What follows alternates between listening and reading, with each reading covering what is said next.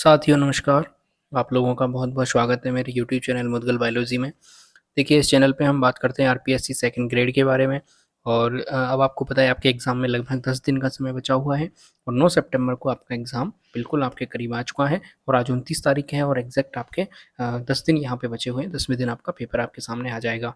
अब सबसे बड़ी समस्या ये है कि बहुत ज़्यादा कमेंट आते हैं कि सर अब लास्ट समय में यानी कि अंतिम समय में हमारा अपने आप को किस प्रकार से संतुलित रखें, संयमित रखें और इन 10 दिनों में अपन क्या-क्या करें?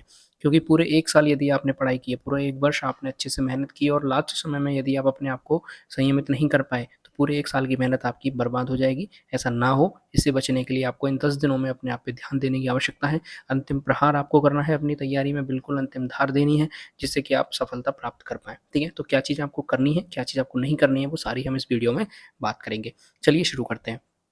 देखिए, मैं बताऊँ आपको कि हम इस वीडियो में क्या-क्या कवर करेंगे, तो अंतिम 10 दिन आपके महत्वपूर्ण हैं। इसमें मैं सबसे पहले बताऊँगा कि आपको क्या नहीं करना है इन 10 दिनों के अंदर। फिर मैं बताऊँगा कि आपको रिवीज़न को फाइनल टच किस प्रकार से देना है, क्योंकि अब केवल और केवल रिवीज़न आपके पास बचा हुआ है, अब आपको नया बिल्कुल कुछ भी नहीं पढ़ना है, केवल आपको रिवीज़न करना है, उसको फाइनल टच किस प्रकार से देना है। फिर मैं बताऊँगा आपको कि आपको क्या करना है इन 10 दिनों के अंदर। ठीक है? फिर हम लास्ट में अपन बोनस टिप की बात करेंगे कि कौन-कौन सी बोनस टिप्स आपके लिए हो सकती हैं। ठीक है? चलिए, तो एक शायरी है, छोटी-सी लाइन यहाँ पे लिखी हुई है, हार मत मानना मंजिल बिल्कुल आपके सामने है। बिल्कुल भी किसी भी प्रकार से आपको घबराना नहीं है, डरना नहीं है, बिल्कुल आपके सामने खड़ी हुई है मंजिल। यदि आपने अपने आप को संयमित कर लिया और हार नहीं मानी, तो मंजिल के आप बिल्कुल पास पहुँच जाओगे, आप हासिल कर लोगे अपनी मंजिल। ठीक है? चलिए, पहले बात करते हैं अपन की कि आपको नहीं करना है इन 10 दिनों के अंदर। तो सबसे पहली जो पॉइंट है वो ये है कि आपको कुछ भी बिल्कुल नया नहीं पढ़ना है इस समय। आपको यदि टेलीग्राम पे कोई नोट्स मिले, ठीक है? बिल्कुल अवॉइड करिए, मत पढ़िए। कोई आपको ट्रिक वाली वीडियो मिल रही है, बिल्कुल अवॉइड कीजिए, मत पढ़िए। कोई भी आपको शॉर्ट नोट्स मिल रहे हैं, ठीक है? कहीं से आपको शॉर्ट नोट्स मिल रहे हैं, तो उनको बिल्कुल ही अवॉइड कर दीजिए और यही रीज़न था कि मैंने अब किसी भी प्रकार की कोई भी शॉर्ट वीडियो बनाना बंद कर दिया है। मैं कोई भी शॉर्ट नोट्स की वीडियो नहीं लेके आ रहा हूँ। उसका रीज़न सिर्फ़ यही है क्योंकि अब ये लास्ट समय है, इसमें आप कहीं से भी किसी भी प्रकार की नई चीज़ों को ना पढ़ें, तो बेटर रहेगा आपके लिए, ठीक है? दूसरा, अब आप देख रहे होंगे यूट्यूब पे मैराथन क्लासेस की भरमार आ रही है, जिसमें आपका एमसीक्यू बेस पे जो है मैराथन क्लास ली जाती हैं और कई ज़्यादा टॉपिक्स जो है वहाँ पे पढ़ाए जाते हैं। लेकिन वो जो मैराथन क्लासेस हैं, उनसे आपको बचना चाहिए। मेरी पर्सनली सलाह यही रहेगी, क्योंकि उन मैराथन क्लासेस में आप देखेंगे, तो आपको कई सारी चीज़ें ऐसी बता दी जाएँगी, जो कि आपके नोट से बाहर होंगी। और जब वो नोट से बाहर चीज़ें होती हैं, तो आपको अपने नोट्स के ऊपर डाउट होने लगता है। आपको अपने नोट्स के ऊपर डाउट आने लगता है कि यार ये चीज़ मेरे नोट्स में नहीं लिखी हुई है और यदि यही पेपर के अंदर चीज़ पूछ ली तो मैं तो पेपर से बाहर हो जाऊँगा, मैं तो पेपर में फ़ेल हो जाऊँगा। तो ये जो सेल्फ डाउट वाली बात आती है, वो किसकी वजह से आती है? इन मैराथन क्लासेस की वजह से आती है। मैं बात करूँ कि वो जो मैराथन क्लास ले रहे हैं, वो बिल्कुल भी गलत नहीं है किसी भी प्रकार से। वो बच्चों का भला ही सोच रहे हैं, ठीक है?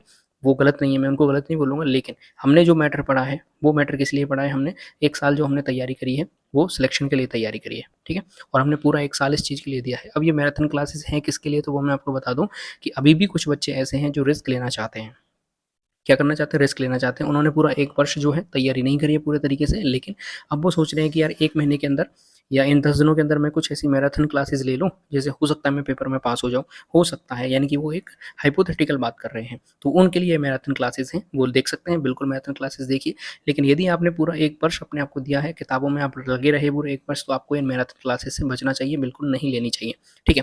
दूसरा, नए एमसीक्यू बैच भी आप देखेंगे तो यूट्यूब पे बिल्कुल चालू हो गए हैं। वहाँ उनसे भी आपको बचना है, उनको भी आपको नहीं देखना है। रीज़न बिल्कुल सेम है, क्योंकि उन एमसीक्यू के बीच में यदि कोई क्वेश्चन ऐसा आ गया जो आपके नोट्स के अंदर नहीं है या वो फैक्ट आपके नोट्स के अंदर नहीं है, तो वापस आपके अंदर क्या हो जाएगा? डाउट आ जाएगा और आप अपने नोट्स पे डाउट करने लग जाओगे और डीमोटिवेट हो जाओगे और आप अपने ऊपर मतलब घबराने लग जाओगे, डर लगने लगेगा। तो इससे अच्छा है कि आप कोई भी नया एमसीक्यू बैच ना देखें, ठीक है? तो ये बैच भी किन के लिए है? ये बैच भी उन्हीं के लिए है जो ये देखना चाहते हैं कि यार मैं कोई ऐसा एमसीक्यू बैच की वीडियो देख लूँ, कोई मैराथन क्लासेस देख लूँ और क्या पता मेरा सिलेक्शन हो जाए। तो वो उस टाइप के बच्चे हैं, ठीक है? अपन ऐसे नहीं है, क्योंकि हमने पूरा 1 साल इसमें खपाया है, तो अपने को ऐसा नहीं करना है। तो इन चीज़ों से आपको बचना है। दूसरा, सेल्फ डाउट आपको नहीं करना है, यानी कि अपने जो नोट्स हैं आपके और अपने जो ईश्वर हैं, उन पे आपको भरोसा रखना है। आप ऐसा कभी भी ना सोचें, सीधी-सी बात है कि आपने 1 वर्ष अपनी तैयारी करी है, अच्छे से मेहनत की है, तो आपके ऊपर सेल्फ डाउट आपको आ रहा होगा।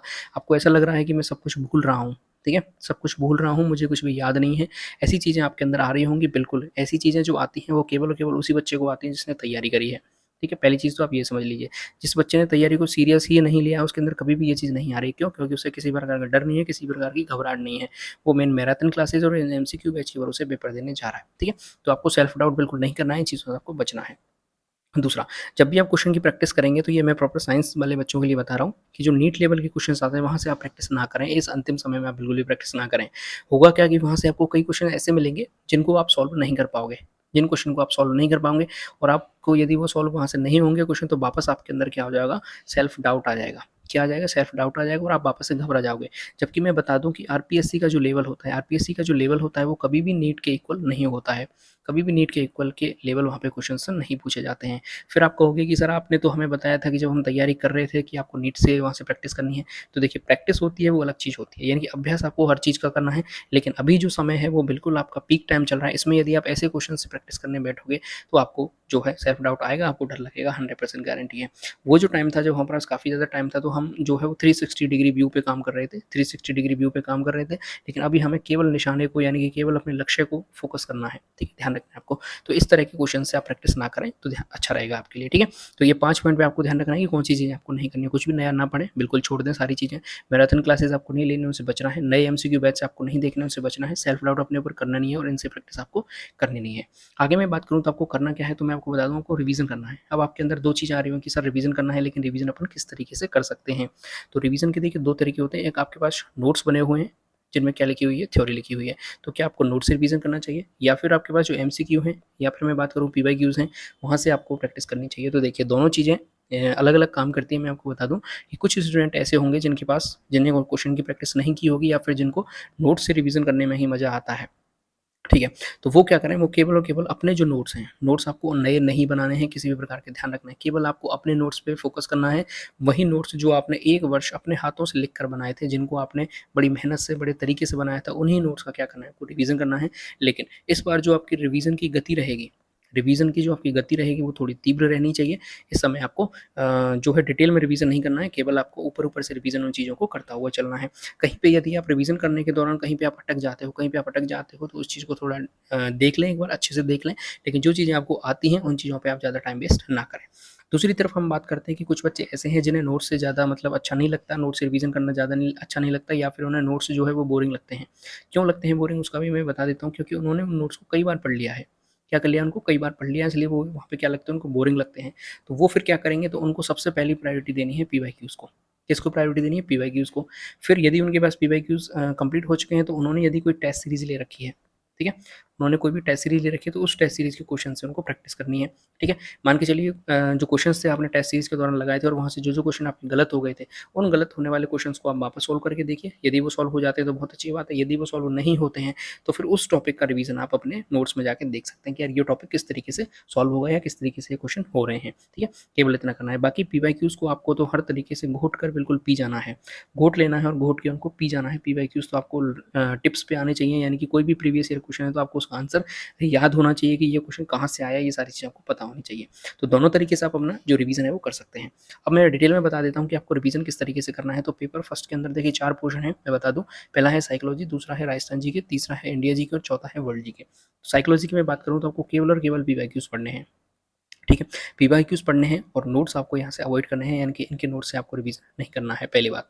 दूसरा, यदि आपके पास पीवाईक्यूज़ सारे हैं, वो भी आपने कर लिए और फिर आपके पास बचते हैं, तो कोई आपको एमसीक्यूज़ की बुक आपको मिल जाएगी, वहाँ से आपको रिवीजन करना है। मेरा कहने का मतलब ये है कि आपको नोट्स से रिवीजन करने की आवश्यकता नहीं है, क्योंकि साइकोलॉजी इतनी बड़ी विषय नहीं है जिसके लिए आपको नोट्स को बार-बार रिवीजन करना पड़े। एक बार आपने नोट्स पढ़ लिया, अच्छे से रिवीजन कर लिया, तो फिर आप पीवाईक्यूज़ पे रिलाई कर सकते हो और एमसीक्यू से वहाँ से प्रैक्टिस कर सकते हो।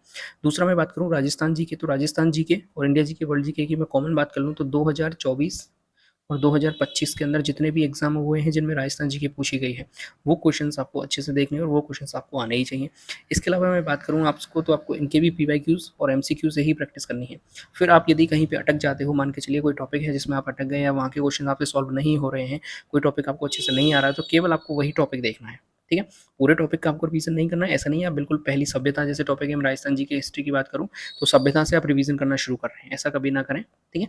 केवल आपको जैसे सभ्यता में आप बैठे, तो आप नोट्स खोलने की बजाय आप उसके पीवाईक्यूज़ देख लें टॉपिक वाइज़।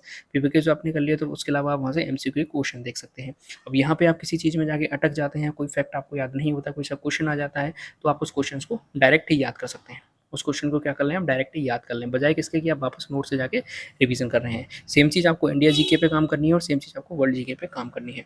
एक और टॉपिक इसमें होता है करंट, ठीक है? एक और इसमें आता है करंट वाला पोर्शन। तो करंट वाले पोर्शन में आप क्या करें, जैसे मूमल की बुक आती है या ऐसी जो भी बुक्स हैं, तो उन बुक का आप रिवीजन करना शुरू कर दें, यानी कि वहाँ से आप क्वेश्चन प्रैक्टिस तो आती ही है, इसके अलावा आपको यहाँ पे नोट्स पे भी क्या देना, थोड़ा सा फोकस करना है, यानी कि बुक्स का आपको रिवीजन करना पड़ेगा, ठीक है? मूमल की बुक हो सकती है, जो भी आप करंट की बुक पढ़ रहे थे उन बुक्स को आपको ध्यान रखना है।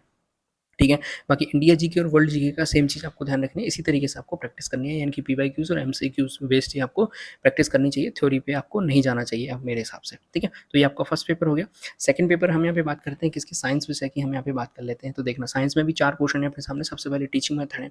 टीचिंग मेथड की यहाँ पे बात कर लूँ तो जैसे ओम सिंह जी भाटी सर की बुक है, ओम सिंह जी भाटी सर की पीवाईक्यूज़ की बुक है, उससे आप रिवीजन कर सकते हो। इसके अलावा मैं बात करूँ यदि आपने रियाज सर से टीचिंग मेथड पढ़े हैं तो वहाँ से आप रिवीजन कर सकते हो। इसके अलावा मेरे यूट्यूब चैनल पे आप देखोगे तो मैंने सारे जो यूनिट्स हैं वो आपकी करा रखी हैं, यूनिट आपकी करा रखी है, वहाँ से आप रिवीजन कर सकते हो। और इसकी मैं बात करूँ आपको इम्पोर्टेंट है कि यहाँ से आपको जो पीवाईक्यूज़ हैं यानी कि 2011 से लेके और 2025 में या 24 में जो एग्ज़ाम हुआ था लास्ट संस्कृत शिक्षा विभाग वाला, उसके जो क्वेश्चंस हैं पीवाईक्यूज़ हैं वो तो आपको 100% आने ही चाहिए।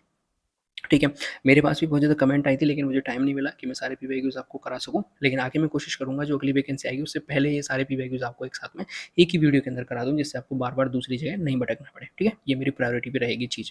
तो आपको ये जो पीवाईक्यूज़ हैं वो 100% सारे के सारे आने ही चाहिए। इसके अलावा ये जो मैंने आपको बुक बताई ओम सिंह जी भाटी, इसमें और अदर क्वेश्चंस भी दिए गए हैं, वहाँ से आप इसकी प्रैक्टिस आप कर सकते हैं। दूसरा हमारे सामने इंपॉर्टेंट क्वेश्चन आता है बायोलॉजी, जो कि हमारे लिए सिलेक्शन का आधार रहता है। ठीक है? इसमें देखिए 2 क्वेश्चन होते हैं, एक बॉटनी और एक जूलॉजी। तो आपको जो फ़ोकस करना है वो बॉटनी पे ज़्यादा फ़ोकस करना है, ठीक है? बजाय किसके, जूलॉजी के। बॉटनी का यदि आप रिवीजन करने बैठ रहे हो, नोट से यदि आप रिवीजन करते हो, क्योंकि इनके तो आपको नोट से ही रिवीजन करने पड़ेंगे, इनके तो एमसीक्यू प्रैक्टिस जो भी आपने कर ली वो तो ठीक बात है, लेकिन यहाँ से आपको शॉर्ट नोट्स जो आपने बनाए थे उनके उनसे आपको रिवीजन करना है, ठीक है? मैं आपको बता दूँ तो 12 से 13 यूनिट्स के जो शॉर्ट नोट्स हैं, उनसे रिवीजन मैं करा चुका हूँ, बॉटनी, जूलॉजी दोनों को मिला के, वो आप देख सकते हो।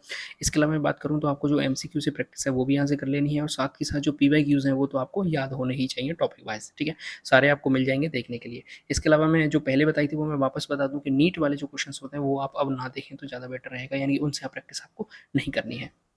ठीक है, आगे बढ़ते हैं। दूसरा अपन केमिस्ट्री की बात करें तो केमिस्ट्री में आपको क्या करना है, वही एमसीक्यू बेस्ड आपको देखना है, और दूसरा आपको शॉर्ट नोट से रिवीजन करना है, ये आपको ध्यान रखना है, ठीक है। एनसीईआरटी के जो नोट्स होते हैं वहाँ से आप इसका रिवीजन कर सकते हो, ज़्यादा आपके लिए फायदेमंद रहेगा। अब मैं बात करूँ फिजिक्स के, फिजिक्स के लिए बहुत ज़्यादा लोग जो हैं संशय में रहते हैं कि फिजिक्स के लिए अपन करें क्या, तो मैं जो फिजिक्स के लिए आपको सलाह देना चाहूँगा वो केवल और केवल आप पीवाईक्यूज़ पे रिलाई कर सकते हो, यदि आपकी सब्जेक्ट फिजिक्स नहीं रही है तो। यदि आपकी सब्जेक्ट फिजिक्स रही है तो आपने जो यूनिट्स है वो पढ़ी होंगी सारी, तो आप अपने हिसाब से तैयारी कर सकते हो। लेकिन ऐसे बच्चे जिनका जो बैकग्राउंड है वो बायो से है, ठीक है, और साइंस से वो तैयारी कर रहे हैं, तो वो फिजिक्स के लिए केवल और केवल पीवाईक्यूज पढ़ें, इसके अलावा वो कुछ भी ना पढ़ें, ठीक है। तो ये आपका क्या हो गया, पेपर सेकंड मैंने साइंस की बात कर ली। इसके बाद इंपॉर्टेंट चीज़ आती है कि लास्ट में जो 10 दिन बचे हैं, ये तो मैंने बता दिया कि आपको क्या नहीं करना है, अब हम बात करते हैं कि आपको करना है। तो देखिए सबसे पहले आपके अंदर सेल्फ कॉन्फिडेंस आना चाहिए, यानी कि खुद के ऊपर भरोसा आपको रखना है, खुद के ऊपर विश्वास आपको रखना है। जब आपके ऊपर खुद के ऊपर ट्रस्ट होगा, सेल्फ ट्रस्ट होगा, तभी आप अपने नोट्स पे भरोसा कर पाएंगे, तभी आप अपने इष्ट देव पे भरोसा कर पाएंगे, और तभी आप सिलेक्शन ले पाएंगे। यदि आपके अंदर एक बार में सेल्फ डाउट आ गया, कि यार पता नहीं मेरा सिलेक्शन होगा या नहीं होगा, मैं कर पाऊँगा या नहीं कर पाऊँगा, तो आपकी जो 10 से 20% जो एनर्जी होती है वो ऑटोमेटिक क्या हो जाती है, डाउन हो जाती है। तो आप जो एफिशिएंसी है वो कितनी रह जाएगी, 80% रह जाएगी। लेकिन यदि अंदर आपके अंदर कॉन्फिडेंस हो गया, भले ही आपको 1-2 चीज़ें आप याद नहीं रह रही हो आपको, लेकिन आप भूल गए हो, लेकिन आपके अंदर यदि कॉन्फिडेंस है तो आप ऑटोमेटिक अपने आप में कितने हैं, 100% है। ध्यान रखना। दूसरा आपको जो ध्यान रखना है वो ये है कि आपको अपने मैटर के ऊपर भरोसा रखना पड़ेगा, ठीक है? कई स्टूडेंट आपको, जब आप देखेंगे पेपर देने भी यदि आप जाएँगे, वो मैं वीडियो बनाऊँगा, तो वहाँ पे आप कई स्टूडेंट आपको ऐसे मिलेंगे जो ये कहेंगे कि मैंने तो फलाने सर के नोट्स पढ़े थे, मैंने तो ढिमकाने सर से कोचिंग ली थी, मैंने तो वो मैटर पढ़ा था, मैंने तो ये मैटर पढ़ा था। तो वहाँ आप जब चीज़ों को सुनोगे तो आपको ये लगेगा यार ये चीज़ तो मैंने पढ़ी नहीं है। तो आपको क्या होगा, वापस से सेल्फ डाउट अपने ऊपर आने लग जाएगा। सेल्फ डाउट आने लग जाएगा तो आपको ये डर लगेगा यार मैं तो वो नोट्स पढ़ के ही नहीं आया, तो पता नहीं मेरा सिलेक्शन होगा या नहीं, या मेरे नोट्स में से पेपर में आएगा या नहीं आएगा। तो ये चीज़ आपको बिल्कुल भी नहीं करनी है, आपको ध्यान रखना है, अपने मैटर के ऊपर आपको भरोसा करना पड़ेगा, क्योंकि सारी चीज़ें वही हैं, सारे टीचर जो हैं सेम पढ़ाते हैं, लेकिन कोई 10-20% का, या फिर मैं कहूँ 5 से 10% का फ़र्क रहता है, जो कुछ चीज़ें एक्स्ट्रा होती हैं, ठीक है? और वो भी कोई ज़रूरी नहीं है कि उन 5-10% में से ही पेपर आ जाए, और चलो आ भी जाता है 5 से 10% में से, तो वो 1 या 2% लोग ही होते हैं जो 5-10% जो क्वेश्चंस उनको सॉल्व कर पाते हैं। बाकी 80 टू 90% जो पेपर होता है वो सभी के नोट्स में से आता है, कॉमन नोट्स में से, ठीक है? ध्यान रखना। तो आपका जो मैटर है उस पे आपको 100% भरोसा करना पड़ेगा, तभी आपका सिलेक्शन जो है वो हो पाएगा। इसके बाद मैं बात करूँ तो अब आपको केवल रिवीजन पे फोकस करना है, कुछ भी न्यू चीज़ें आपको नहीं पढ़नी है। यानी कि कोई आपके सामने टेलीग्राम पे नोट्स आ गए, कोई पीडीएफ आ गया, कोई शॉर्ट नोट्स आ गए, उन चीज़ों से आपको बचना है, बिल्कुल भी फोकस नहीं करना है, उनको बंद करके रख दीजिए आप, ठीक है? इसके बाद आप पॉजिटिविटी अपने अंदर बनाए रखें, नेगेटिविटी आपके अंदर आ रही होगी, मुझे पूरा पता है, बिल्कुल आपके अंदर आ रही होगी, डर आपको लग रहा होगा, घबराहट आपको हो रही होगी, उस चीज़ को आपको पॉजिटिविटी में बदलना है। पॉजिटिविटी में आप बदलोगे कैसे, तो वो चीज़ मैं आपको बता दूँ, एक आपको मेडिटेशन करना है। क्या करना है, मेडिटेशन करना है। किस तरीके से करेंगे आप यूट्यूब पे जाके देख सकते हो। और करना है कितना, केवल आपको 10 मिनट देनी है। ज़्यादा आपको बिल्कुल मैं टाइम वेस्ट करने के लिए नहीं कहूँगा, लेकिन आप 10 मिनट दीजिए। इससे आपको मेडिटेशन जब आप करोगे तो इसलिए इतनी आपके अंदर पॉजिटिविटी आ जाएगी, जिसका आप खुद से एक्सपीरियंस करके देख सकते हैं। सारी चीज़ें किस प्रकार से करनी है, कैसे करनी है, वो आप यूट्यूब पे जाके देख सकते हो। ठीक है, तो 10 मिनट आपको देनी है। इसके अलावा आप व्यायाम कर सकते हो, थोड़ी बहुत वॉकिंग वगैरह कर सकते हो। बस आपको पॉजिटिव रहना है। अब लास्ट टाइम है, ठीक है। अब मैं कुछ बोनस टिप की यहाँ पे बात कर लूँ, जो आपको देने वाला था कि बोनस टिप्स किस तरीके से हैं। तो पहली चीज़ मैं आपको बता दूँ कि अब आपको जो लेट नाइट स्टडी है उसको क्या करना है, अवॉइड करना है। लेट नाइट स्टडी को जो है अब आपको क्या करना पड़ेगा, अवॉइड करना पड़ेगा। क्यों करना पड़ेगा, क्योंकि देखिए अभी तक आप मान के चलिए 2 बजे तक पढ़ रहे थे रात के, ठीक है। लेकिन अब 10 दिन बाद क्या है, आपका एग्ज़ाम है। तो आप मान के चलिए आप 2 बजे रात को सो रहे थे, 3 बजे आप सो रहे थे, तो सुबह 9 बजे उठ रहे थे। लेकिन अब 10 दिन बाद आपका एग्ज़ाम आ जाएगा, तो 9 बजे तो आपको एग्ज़ाम सेंटर पहुँचना पड़ेगा, ठीक है। तो अब आप सोचिए आपका जो अभी तक जो बॉडी साइकिल चल रही है वो कितनी है कि 9 बजे आप वेकअप होते हैं, यानी कि 9 बजे आप उठते हो। लेकिन 10 दिन बाद आपका एग्ज़ाम है और 9 बजे आपको एग्ज़ाम में बैठना पड़ेगा, तो आपके दिमाग को तो उस चीज़ की आदत ही नहीं है, ना आपके शरीर को उस तरह की आदत है।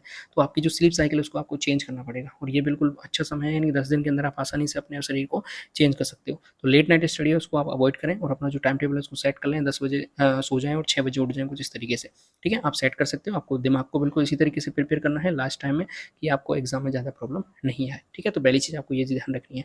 दूसरा, आपको हेल्थ पे ध्यान रखना है, ठीक है। किसका ध्यान रखना है, आपको हेल्थ का ध्यान रखना है, क्योंकि हेल्थ ही वेल्थ है। अगर आपकी हेल्थ सही रहेगी तो आप एग्जाम में अच्छे से परफॉर्मेंस कर पाओगे। मान के चलिए अब बहुत ज़्यादा प्रेशर आप ले लेते हो, क्या ले लेते हो, बहुत ज़्यादा प्रेशर आप ले लोगे, और आप हेल्थ आपकी ख़राब होगी। मान के चलिए आप बीमार हो गए और 10 दिन आपके एग्जाम में बचे हुए हैं, और कोई ऐसी बीमारी हो गई कि आपके 10 के 10 दिन खराब हो गए, 10 दिन आपके वेस्ट हो गए। या फिर मान के चलिए आपके बुखार ही आ गया, कुछ भी बीमारी हो गई, और आपके 5 दिन भी यदि वेस्ट हो जाते हैं, तो आपके ये जो 5 दिन हैं ये भारी पड़ेंगे किस पे, जो आप 1 वर्ष से तैयारी कर रहे थे, 1 साल से तैयारी कर रहे थे, उस पे ये 5 दिन भारी पड़ जाएँगे। जो लास्ट समय है वो आपका निकल जाएगा, और पूरी 1 वर्ष की जो मेहनत है वो आपकी क्या हो जाएगी, बर्बाद हो जाएगी। तो आपको बिल्कुल हेल्थ कॉन्शियस रहना है इस समय में, पूरी तरीके से हेल्थ पे ध्यान रखना है। अच्छा खाना है, आपको ध्यान रखना है। अच्छा खाना है, अच्छा रहना है, ठीक है। पूरा हाइजीन आपको मेंटेन करना पड़ेगा, अच्छे से खाना है। बाहर के फास्ट फूड वगैरह 10 दिन आप अवॉइड करिए, 10 दिन बिल्कुल भी मत खाइए पिए, ठीक है। और अपना टाइम टेबल है उसको अच्छे से मैनेजमेंट करके रखिए। बिल्कुल स्लीप साइकिल को चेंज कर दीजिए, 10 से 6 पे आप उठ जाइए, 10 बजे सो जाइए रात को, ठीक है। इसके अलावा जो नेगेटिविटी है उससे आपको अवॉइड रहना है, ध्यान रखना है। यानी कि जो नेगेटिविटी है उससे आपको अवे रहना है, यानी कि दूर रहना है नेगेटिविटी से। दूर कैसे रहेंगे, जो भी नेगेटिव लोग होते हैं, जो भी नेगेटिव लोग होते हैं उनसे आपको बिल्कुल दूर रहना है, उनसे बात ही नहीं करनी है आपको 10 दिन, ठीक है। जो भी आपको डिमोटिवेट कर रहे हैं उनसे बात मत करिए। जो आपको पॉजिटिविटी देते हैं, क्या देते हैं, जो आपको पॉजिटिविटी देते हैं, केवल उनसे बात करिए और उनके साथ ही रहना आप प्रीफर करिए, बजाय किसके, जो नेगेटिव लोग होते हैं 10 दिन के लिए उनको क्या कर दीजिए, अवॉइड कर दीजिए। वैसे तो कई लोगों के मदर फादर हैं वो पॉजिटिव ही होते हैं, कुछ लोगों के मतलब नेगेटिव बहुत कम लोग होते हैं, लेकिन यदि हैं आपके जो आपको डिमोटिवेट करने का काम करते हैं, तो आप, मैं कहूँगा कि आप 10 दिन उनसे भी दूरी बना लीजिए, तो आपके लिए फ़ायदा ही रहेगा, ठीक है। तो ये था मेरा 10 दिन का जो प्लान है वो मैंने आपके साथ शेयर कर दिया। आप जो है अपने ऊपर भरोसा रखिए, वापस मैं बता दूँगा, अपने इष्ट पे भरोसा रखिए। सेल्फ जो है कॉन्फिडेंस वो बना के रखिए, आपको सिलेक्शन जो 100% श्योर हो जाएगा। इन चीज़ों का आपको ध्यान रखना है, किस तरीके से रिवीजन करना है वो भी मैंने आपको बता दिया, और क्या नहीं करना है वो भी मैंने आपको बता दिया। आशा करता हूँ वीडियो आपको पसंद आई होगी। यदि वीडियो पसंद आई है तो वीडियो को लाइक ज़रूर कर दें, चैनल को जो है वो शेयर कर दें दोस्तों के साथ। इसके अलावा कोई कमेंट है तो वो भी आप कर सकते हैं, कोई क्वेश्चन है वो आप पूछ सकते हो, और जो वीडियो है वो, सॉरी, जो चैनल है उसको आप सब्सक्राइब जरूर कर दें, ठीक है। आगे जो है मैं आपको बता दूँ कि एक न्यू कोर्स अपन लॉन्च करने वाले हैं, ठीक है। न्यू कोर्स अपन लॉन्च करेंगे जिसमें जो नई वैकेंसी आ रही है सेकंड ग्रेड की, उसको अपन प्रॉपर कोर्स जो है वो लॉन्च करने वाले हैं। बिल्कुल फ्री ऑफ कॉस्ट रहेगा, और यूट्यूब पे ही सारे क्लासेस आपको देखने के लिए मिलेंगी। इसकी ज़्यादा जानकारी बहुत जल्दी आपके साथ साझा कर दी जाएगी। तब तक अपन वीडियो एंड कर देते हैं। आप चैनल के साथ जुड़े रहें, इस अपना ध्यान रखें, अपनों का ख्याल रखें, और सिलेक्शन लें, ठीक है। चलिए, इसके अलावा देश से प्यार करें, माता पिता से प्यार करें। जय हिंद।